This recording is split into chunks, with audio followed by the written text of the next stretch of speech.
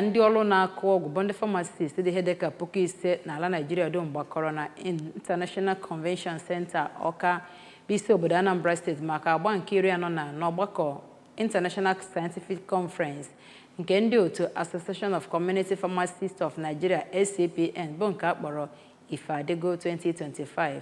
Onye ọrụ bụ Joseph Egbeọcha ji akụkọ wee bịa n'ozuzu oke. Ka ọ na-agbape ya bụ mmemme nke isiokwu ya bụ Technology, Integration and Personalized Care, the Future of Community Pharmacist Practice.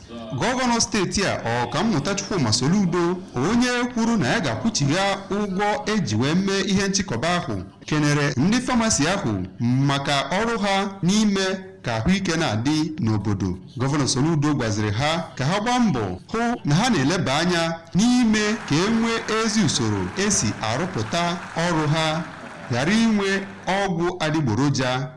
Na mbụri n'okwu ya ka onye National President nke ACPN Pharmacist Ambrose Igwekamma kwuru na ya bụ ọgbakọ bụ nke ewepụtara nke ọma iji wee nyere ndị otu ha aka n'ọnọdụ ọgbara ọhụrụ dị ugbu a, wee gwazie ndị otu ha nọ ebe ahụ ka ha gbaa mbọ na-arụsi ọrụ ike.